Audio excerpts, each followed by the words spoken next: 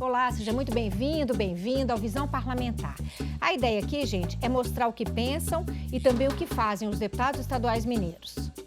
Nossa conversa é com a deputada Andréia de Jesus, do PT. Vamos falar das prioridades desse que é o segundo mandato da deputada. Ela está à frente da Comissão de Direitos Humanos, da defesa dos povos tradicionais, quilombolas, indígenas e das mulheres negras. Vamos falar também do Estatuto da Igualdade Racial, das ameaças que ela e outros parlamentares vêm recebendo e também da linda trajetória pessoal da deputada.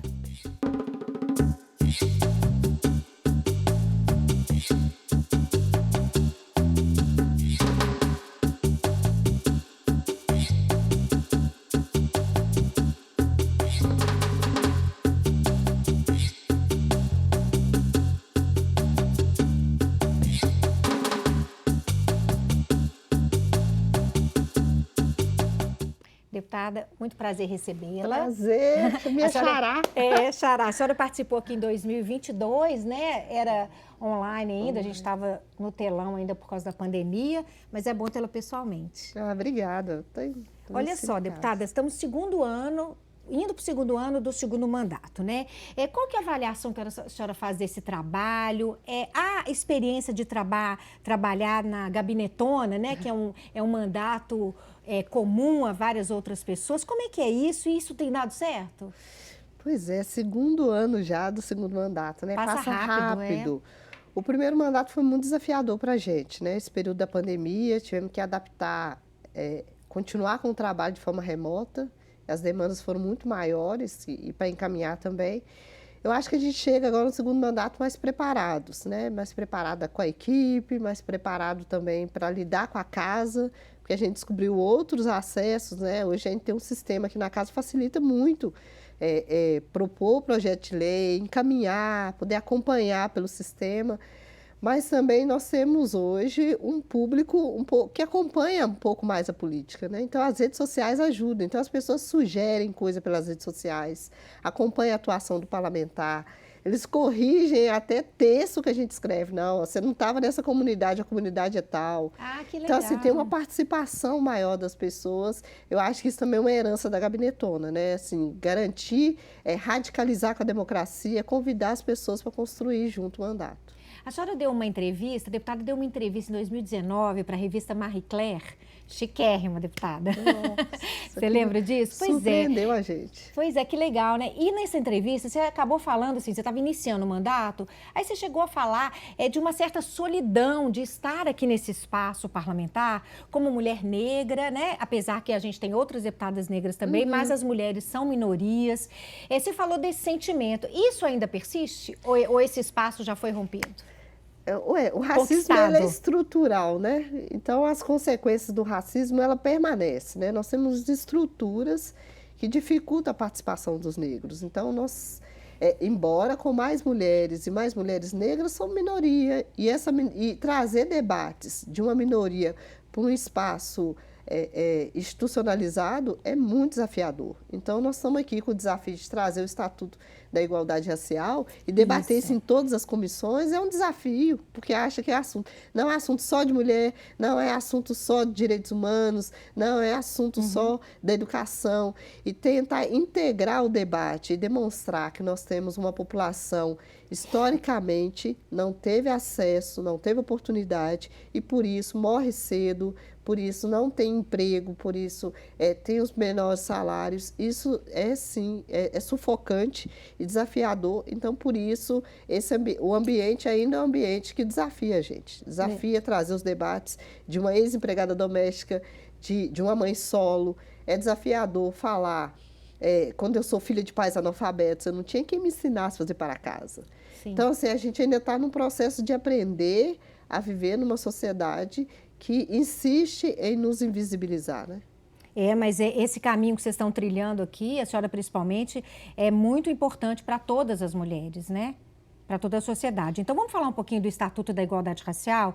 O Estatuto é uma legislação e a Assembleia está fazendo encontros exatamente para que a sociedade opine, para subsidiar essa legislação, que é o chamado Estatuto da Igualdade Racial, que é um projeto da senhora também, né? Sim. Eu queria que você falasse da importância disso e também partindo sobre isso. É necessário, é triste a gente falar que é necessário um Estatuto da Igualdade Racial, né? Num país onde a população negra é muito grande.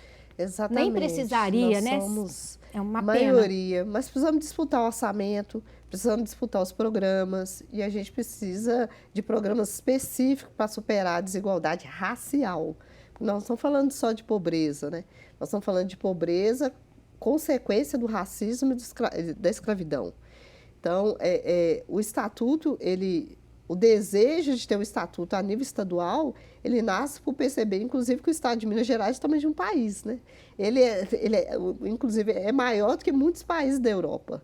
Então, a gente precisa regionalizar as políticas, a gente precisa fazer escuta, e aí a Assembleia tem sido uma mãe nesse sentido, né? Porque dá estrutura para a gente, dá condições da gente ir até as regionais, debater com as diferenças entre o sul de Minas, que tem muita água, e o norte de Minas, que a água está no subterrâneo, né, e que precisa de outras formas de captar água para garantir que as pessoas acessem água potável. Ouvir a Zona da Mata, ouvir o Triângulo Mineiro, que está mais próximo de Brasília do que da capital. Pois é, em que medida a pauta social ela se mistura com a pauta racial? Como é que a gente consegue fazer essa ligação?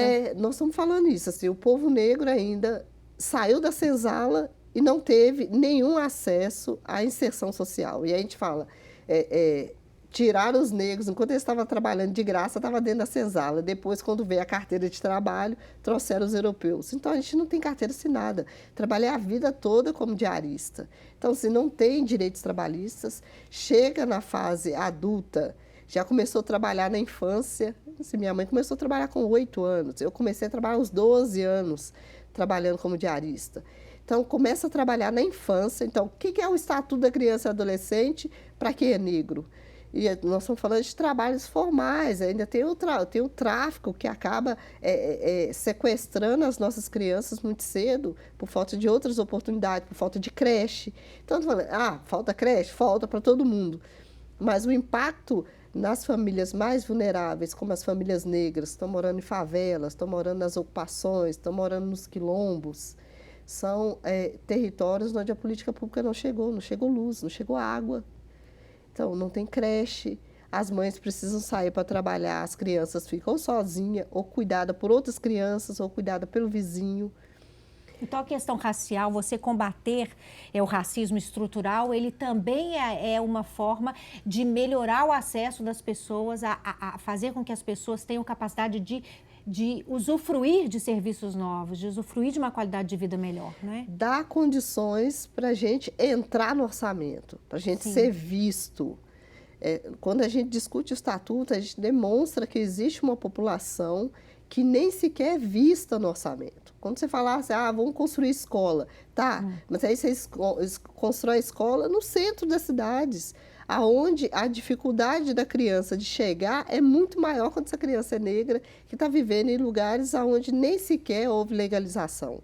Então, discutir estatuto é dar condições de você humanizar um povo que saiu da senzala, do trabalho escravo, e até hoje não é visto como ser humano.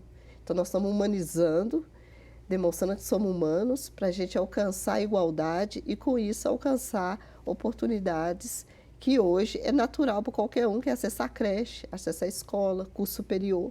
Só está falando de curso.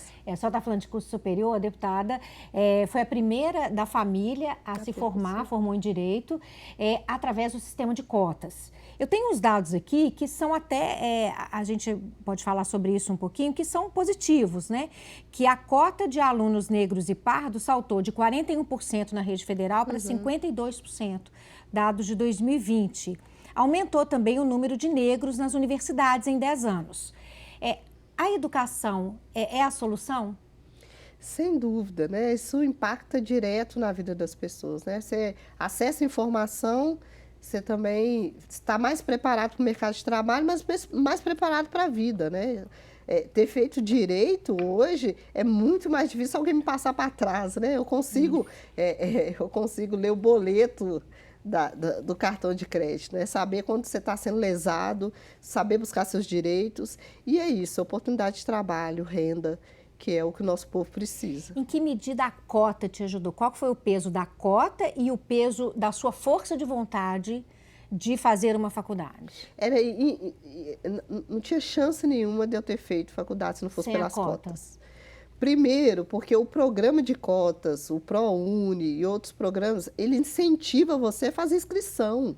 Estou falando de um povo que é visto como inferior, incapaz, e isso vai também atingindo a nossa subjetividade. As pessoas nem sequer se inscrevem para o Enem.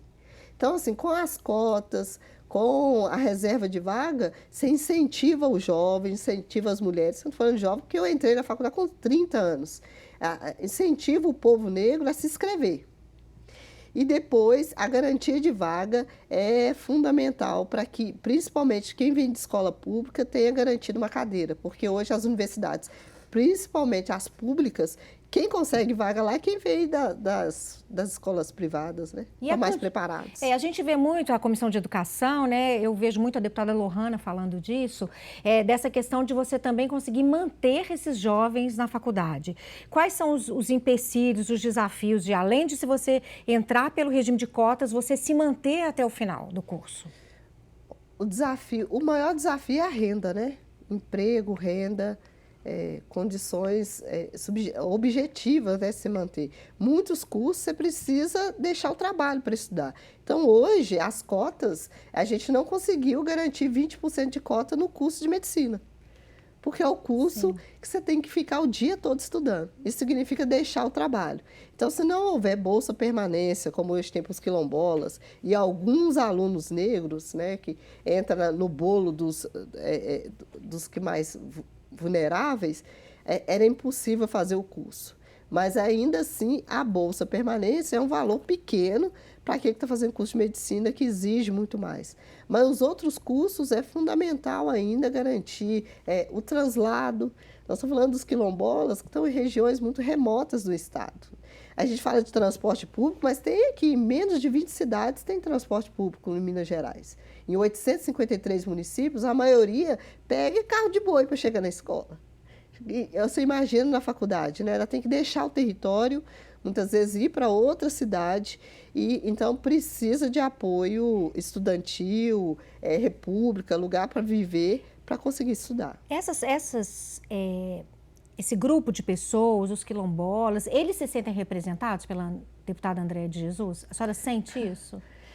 A gente tem recebido um retorno muito positivo, né? Muito positivo. É uma parcela que não era nem vista antes, né? Agora, só recentemente o IBGE passou a contar quilombolas, né? Então, todo mundo era negro, então não tinha especificidade dos quilombolas, que são verdadeiras nações africanas reproduzidas aqui em Minas Gerais. São mais de 700, 400 e poucos já foram reconhecidos pela Fundação Palmares, então tem uma fila enorme para a Fundação ainda fazer a certificação, mas são grupos que não esperou a Lei Áurea, saiu da senzala antes, construíram territórios que reproduzem a cultura africana e por o fato de eu ser negra e o compromisso com a emancipação desse povo, faz com que eles retornem de forma positiva o trabalho que a gente tem feito. Isso passa também, no caso deles, de conseguir o território, a terra em si, que muitas vezes não pertence a eles, né?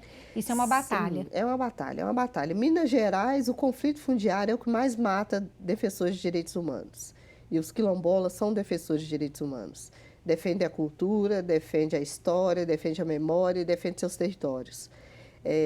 O conflito fundiário está muito ligado à não regularização das terras.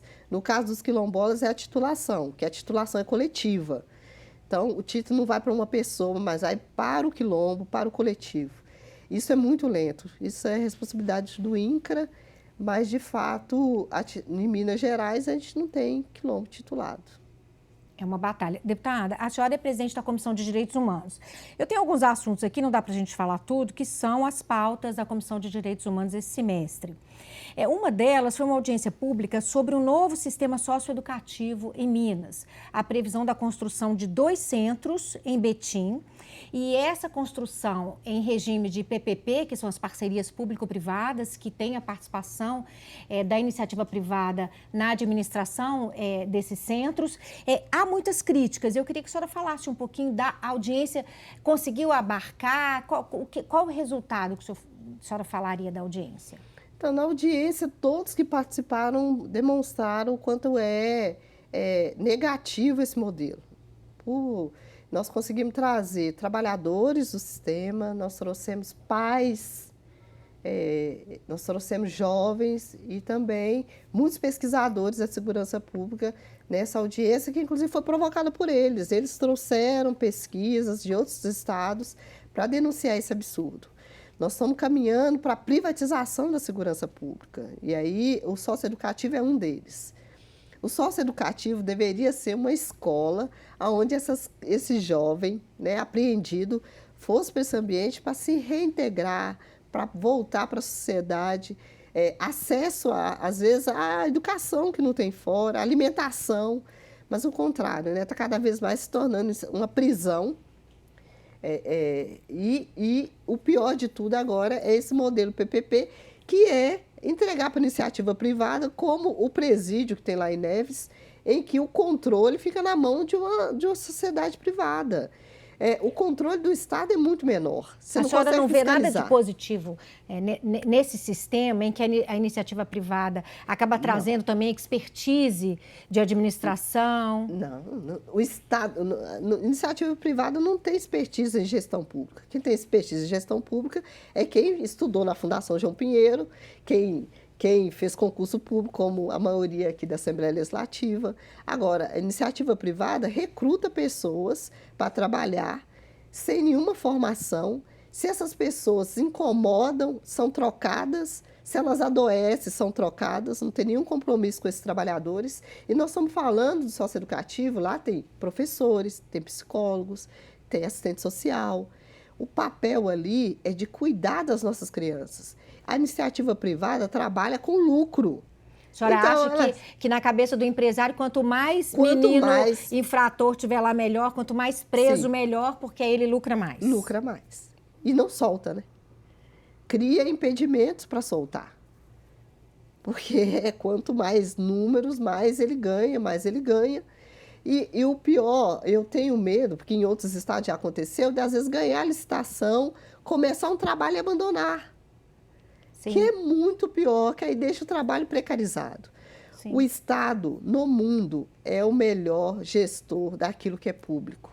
E a qualidade de vida das pessoas, só o Estado pode oferecer com qualidade. Aí nós estamos falando de concurso público, pessoas monitoradas, que passam por avaliação periodicamente. A iniciativa privada não tem esse compromisso. O compromisso é só com lucro.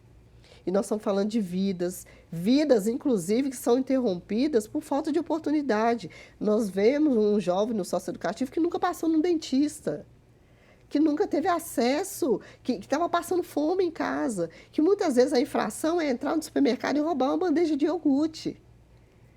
Então, nós temos problemas sociais que são respondidos hoje com o encarceramento.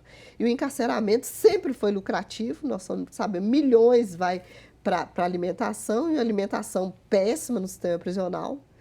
Continua com esse contrato, né? Nós sabemos que tem políticos por trás desse contrato enriquecendo, mas não se preocupa com a ressocialização do preso, não se preocupa com a ressocialização desse jovem. A senhora, como presidenta da Comissão de Direitos Humanos, recebe muitas denúncias da situação dos presídios, de presos que estão vivendo situações difíceis? Dia e noite. Pelas redes sociais, pelos canais da Assembleia, mas também pelo WhatsApp. São famílias clamando. Muitas vezes uma mãe me liga e fala assim, me dá o direito de enterrar meu filho. Um jovem morre dentro do sistema prisional e a mãe não tem direito de enterrar. E ela não tem a quem buscar, pelo menos encontra na senhora um alento aí, né? Pelo menos um jeito de resolver. Que eu cobro das instituições, informo o Ministério Público imediatamente. são violações graves. Não, ninguém sob a tutela do Estado pode vir a falecer, nem policial, nem a criança infratora e muito menos uma pessoa cumprindo pena. A pena é privativa de liberdade. Perder a vida dentro do sistema prisional é violação de direitos humanos gravíssima e a gente sempre tem feito denúncia, não só no Brasil, como nos organismos internacionais. Então, eu faço os relatórios, mando para a ONU, mando para outros institutos que acompanham, que observam, para que o Brasil seja condenado. Várias condenações já aconteceram e a gente precisa garantir que isso se mude um dia. Esse trabalho da deputada é um trabalho difícil, né? Inclusive, a deputada já foi ameaçada por muitas vezes, né? Eu queria até comentar um pouquinho desse assunto com a senhora. Foi preso lá em Pernambuco, lá em Olinda, uma pessoa, e já foi até transferido aqui para Ribeirão das Neves, que está sendo acusado de fazer ameaças seríssimas, inclusive de morte, de estupro, um absurdo, através da Deep Web, que é uma parte da internet em que as autoridades não conseguem descobrir quem que é. Essa pessoa foi descoberta, inclusive no celular desse rapaz tinha pornografia infantil, tinha uma série de coisas. Mas essa pessoa que foi presa, não conseguiram fazer a ligação entre ele e as ameaças que a senhora sofre. Como é que está o andamento das investigações no seu caso?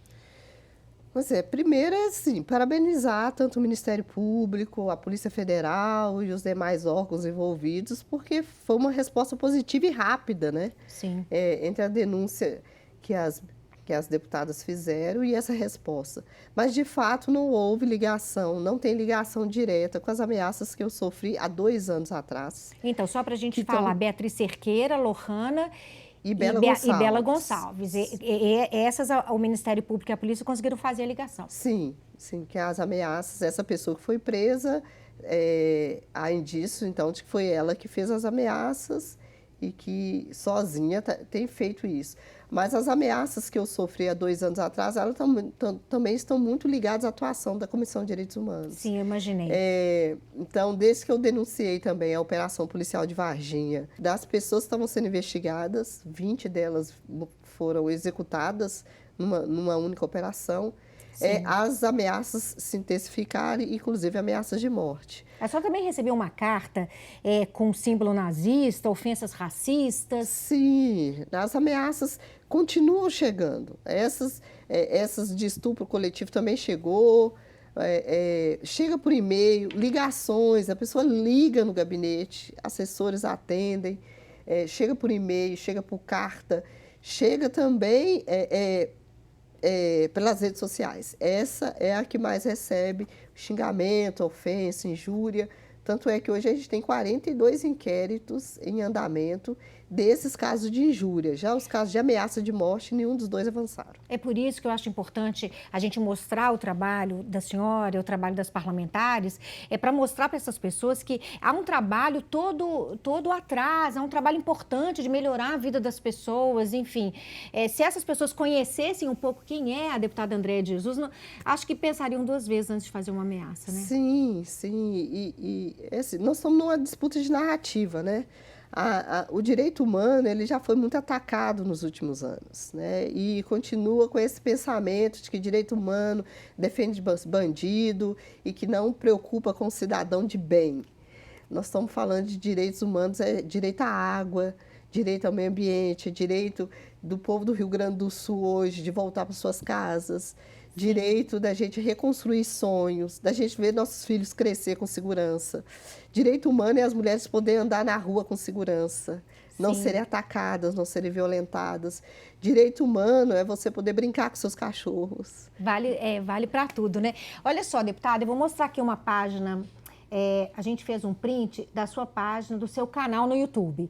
Quer dizer, hoje a deputada tem mil oportunidades de mostrar o trabalho, né? A gente ia tentar tirar alguns vídeos, mas são tantos. A rede social hoje te ajuda muito a mostrar como é que é o seu trabalho, chegar nas pessoas que precisam.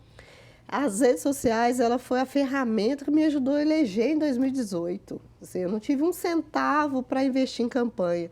Então, as redes sociais, ela ajudou as pessoas a conhecer quem eu sou hoje e ajuda a gente também a fazer denúncia, mostrar o que a gente faz. Então, as redes sociais é fundamental. Então, quem quiser seguir o canal da deputada no YouTube, tem muitos, quer dizer, tem o mundo lá, onde que ela vai, as pessoas que procuram, as principais pautas. Também é um caminho interessante para a gente conhecer mais o parlamentar, né? É uma trilha de turismo também, conhecer os quilombos no estado, as aldeias. As tendas ciganas, as tradições, tem muita festa bonita e apagada aí. A deputada também sempre conta, né? Contou lá na revista Marie Claire, eu li com muito cuidado, assim, gostei demais da entrevista. A senhora falou da questão de ser mãe solo, né? A gente tem até a imagem aí do rapaz, que já é um rapaz, que é seu filho. Homem, já é um Quer dizer, a homem. deputada também representa, de uma certa maneira, as mulheres que hoje batalham para viver sozinha, né? Olha só, a senhora postou sobre o Dia das Mães e eu achei super interessante, a senhora dedicou esse post para as mães periféricas que não estão sozinhas, né? Como que chama o rapaz? É Tiago. Tiago hoje é advogado, advogado criminalista, está também trabalhando no Não, mas você estado. teve ele novo, né? Porque ele, assim, nem dá para falar que ele é seu filho, parece que é seu irmão. Não, eu vou fazer 46 anos mês que vem, né? Ah, não parece de jeito nenhum. E, deputada, e a família? A gente também tem fotos da sua família. Como é que a família hoje trabalha para te ajudar? E também a gente leu também que a senhora, conquistando tudo que conquistou, virou uma pessoa muito importante para sua família. E também é muito decisiva, né? E isso é muito bonito, né? Isso é muito legal, né? São suas irmãs? Eu emociono, né? Essas duas são minhas irmãs, isso na formatura do Tiago. É uma família matriarcal, né? Eu não conheci meu avô, então minhas tias todas são já viúvas. Então, assim, eu tenho referência em mulheres muito fortes, mulheres que também passaram por situações de trabalho forçado, né? E criaram isso que te deu força para você tentar ser um destaque, fazer uma coisa mudar diferente? Mudar a realidade, né? Assim, mudar a realidade. Mas elas me deram força, inspiração. Minha mãe, ela não sabe escrever o nome dela, mas ela tem uma habilidade, uma leitura de mundo fantástica. Assim, minha mãe é muito bruxa. Ah, que legal! Deputada, e o Tiago seguiu a mesma profissão, né? Foi fazer direito? Por quê? Por Nossa, ele começou fazendo engenharia e eu toda feliz. Falei assim, porque engenharia é bom, né? Mas acabou que ele... É isso, né? Ciência humana, né? Acho que a engenharia estava muito exata. Ele falou, não, mãe, muito cálculo. Acabou vindo para o direito e encantado, assim. É um homem também que quer mudar as coisas. E ele está com um cursinho... um cursinho lá em Neves agora, preparatório, e também está repassando o saber, então eu também fico feliz. Daqui a pouco você vai ser vovó. Ainda sabe, não. Quem sabe? A deputada também, a gente queria mostrar um viés da deputada muito legal, que é a adoção de cachorrinhos. A gente tem um vídeo aqui para mostrar, é muito fofo, né? Quer dizer, a deputada é humana em todos os sentidos, né? Olha só, vamos assistir. Hoje foi dia de adotar um andovinho. Aqui, você foi escolher um Fui escolher, esse é o canil lá de Neves. É difícil escolher, né? Porque chegar lá tem tantos. Fiquei com dó. Aí eu levei o calabreso, esse branquinho. Calabreso. O calabreso, com os nomes de calabreso. E o outro é branquinha, e branquinha. Branquinha é grande. Ah, que legal. É uma adoção consciente, né? Que eles falam, que a gente tem que levar com responsabilidade, né? Sim, aí eles têm o chip, todo cuidado. E por que você levou dois? Era para levar um só, depois levou dois, porque ficou com pena? Nossa, foi difícil. A gente quer levar tudo. Levar todos, né? Um é caramelinho e o outro é branquinho. É o da branquinha. Mas assim, eu e o Thiago. Acho que também a gente pensou um pro Thiago, um pra mim. A gente vive só os dois. Faz companhia pra gente. Companhia. Deputada, muito obrigada por ter Obrigada, compartilhado Andréia, o seu conhecimento, a sua história com a gente. Eu não falei no começo que era uma linda história de vida? É um exemplo para todo mundo. Eu torço que a senhora continue aqui por muitos anos. Gente, obrigada. Obrigada, Missão deputada. cumprida. Então, eu conversei com a deputada Andréia de Jesus, do PT, a gente falou das prioridades desse, que é o segundo mandato já da deputada. Ela está à frente da Comissão de Direitos Humanos, da defesa dos povos tradicionais, quilombolas, indígenas, mulheres negras. Falamos da importância, né, deputada, do Estatuto de Igualdade Racial, falamos das ameaças que as deputadas têm sofrido aqui. Enfim, foi um papo muito interessante. Obrigada, deputada. Obrigada a vocês, estou à disposição. Amém. A você de casa, muito obrigada, então, pela sua audiência. Até a próxima.